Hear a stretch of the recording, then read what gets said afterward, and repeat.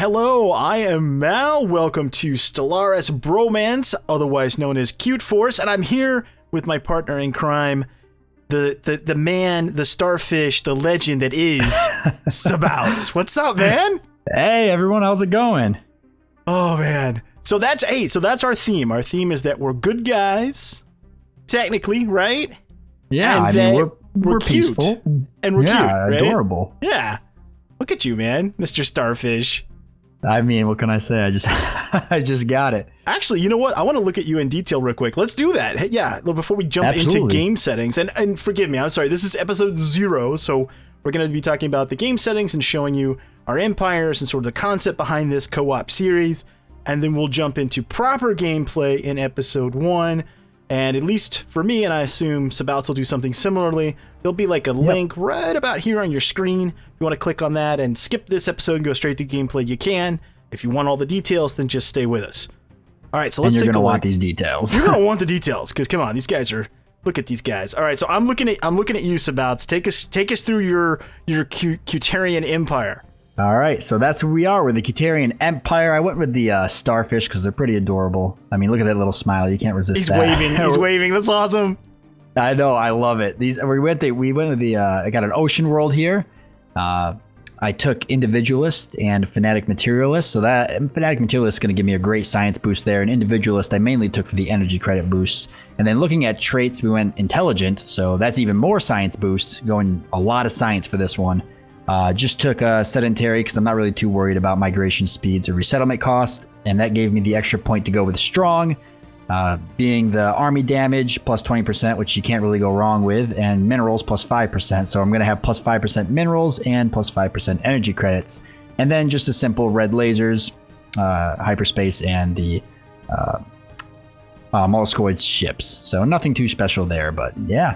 And then taking a look at yours, what you got, Mal? So you went real sciencey just like I did, because that was kind of what we had talked about doing. But I think you were smart. You gave yourself some flexibility in terms of the extra 5% energy credits and extra 5% minerals. You're going to be able to sustain like a larger fleet easier. You're going to have greater flexibility in going to war. I'm not quite as flexible because I kind of doubled down on the research. So here is the Malgekian Thought Exchange, and I am playing as the Master Jedi Gecko here. And I went with Pacifist. So I get a negative 5% to my war happiness, but a plus 5% in peace.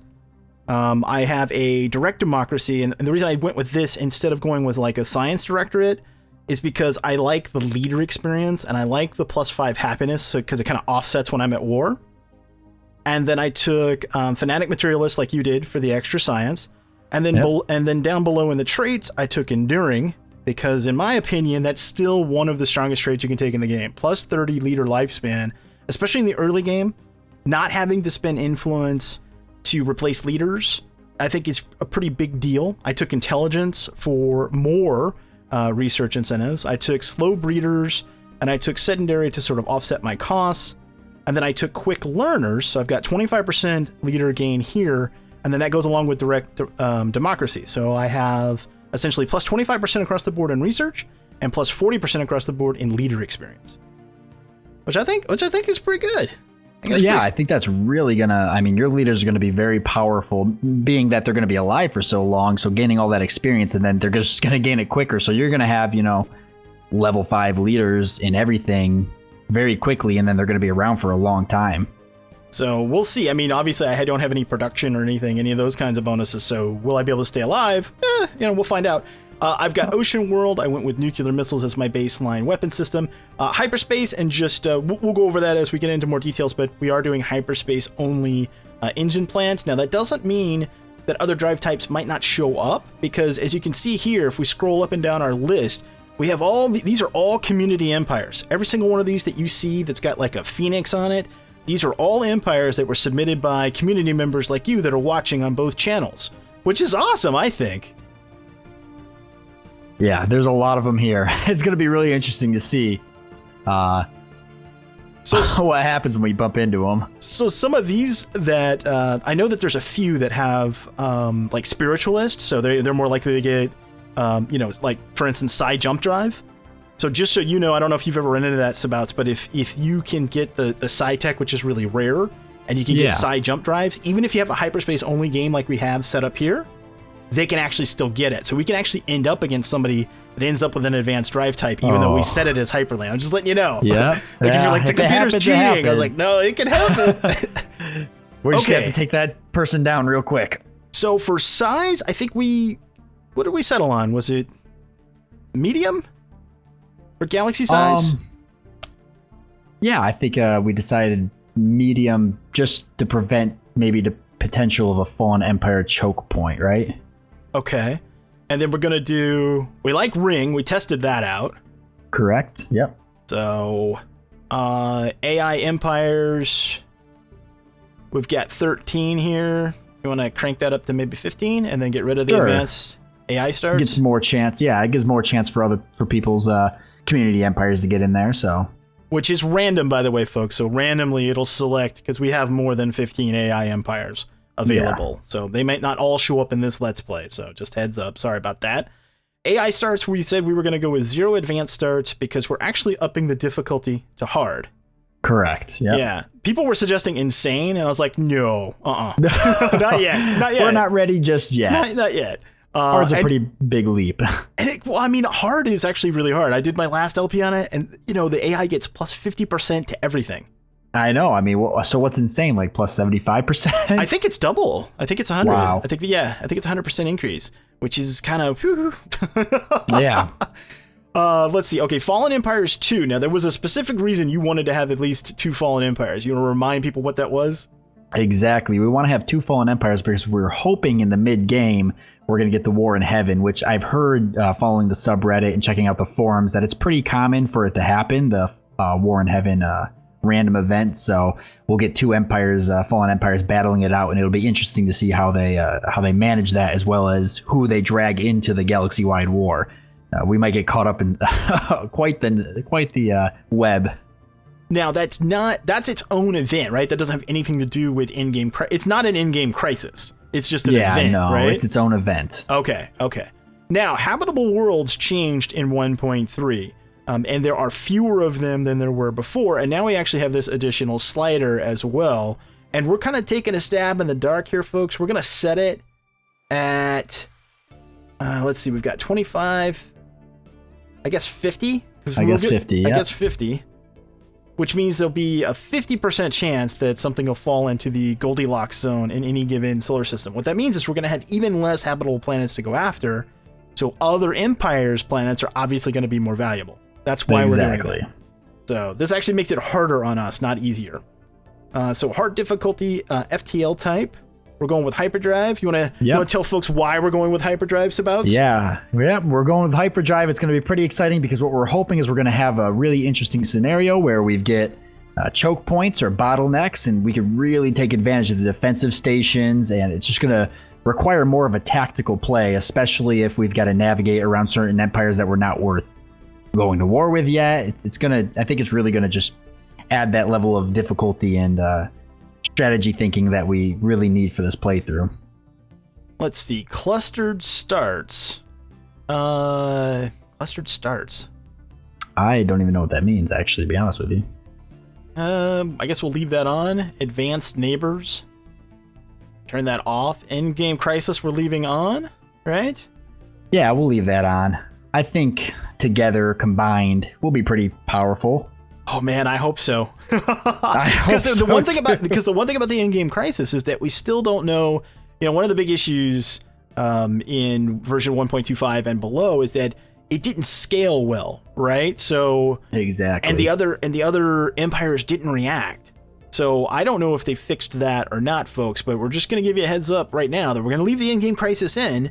But if a fleet worth 400,000 shows up and we have a combined force of 80K. And no other empires come to fight whatever the crisis is, that'll probably be the end of that LP. I'm just saying. Exactly. We'll probably get steamrolled pretty quick, but we'll put up a fight. Don't get mad at us. Okay, and then for empire placement, we said we were going to try to be back to back, right? Yeah, we want to be close. Okay, so here are all the starting options. Is that clustered players for empire placement? Is there? Yeah, it's random, distributed where we can be far apart, or clustered players where we're right next to each other. Okay. And then you can see here, this little symbol says that the Leviathan story pack is enabled. Oh yeah, this is going to be good. All right, so if you're ready, click ready, and I'll get this going. Oh yeah, all ready to go. This is exciting. I'm excited. I'm very excited right now. Especially for the new DLC. This is going to change everything. Okay. All right, here we go. All right, folks. So we're just going to set our like initial. Oh, the interface is different. Oh, hey, what's going on here? Oh, this is so cool looking. Oh yeah, look at that. Wow, they've changed a lot. This is actually, I'm assuming then this is your first time opening it up with the DLC, because it's also my first time. Yeah, it is. You know. Yeah, things look a lot better already. Okay, yeah, it does. It looks really slick. Now remember, this is episode 0, folks, so we're just gonna set kind of the basic stuff, and then we'll jump into gameplay. I guess I got okay choices here for initial research. Mine are all right. I'm gonna go with the colony ship, of course. I know that now in the new 1.3, it's possible for you not to get the colony ship. Yeah, which is like, really? It's like, come on now. I know. What a game changer if you don't get it. Because that's always been the first thing I go with. Let's see, budget. All right. Graphics. Action overview. See, so that's nice. All of that. Oh, look at that. I like that little drop down. They got all sorts of stuff there. Planets and sectors. Policies and edicts. Yeah, they just reorganized stuff into this drop down. This is cool. I like this. This is great. Yeah, I like this a lot Galaxy, too. This Empire. is expansion planner. That's interesting. That's new. Or either is new and or I didn't know where it was before. Yeah, this is new in 1.3. So kind of like in other 4X space games, what'll happen is once we've explored a little bit, there'll be a listing here. And you can click on the listing, like whatever. There's obviously nothing here right now, but let's just say it was whatever, Awesome Planet 312. You'd click on Awesome Planet 312, and if you have an available colony ship, I think there's a button to just be able to go boop and send one that way. Awesome. That surprised it took that long. Yeah, but that's awesome. Let's take a look. Oh, and then the status, not only that, but the date changed. Like if you zoom in kind of on the galactic map, you'll see like new levels of detail into. They changed the bloom, they changed the lighting. Like if you move the camera around. I do notice it. I actually notice a big difference in everything. It looks really good. Now, I don't know, we'll find out as we continue the series, obviously, how well it does towards the mid and end game. Like hopefully it's not too much. I don't think it will be. Paradox is pretty good at that, but we'll find out. It certainly looks good. There's no doubt about that. Oh, yeah. Okay, so before we jump into episode 0, anything you want to say to the folks? Hopefully we don't die. Who would want to kill us? We're like super cool. I know, and super cute. Yeah, right?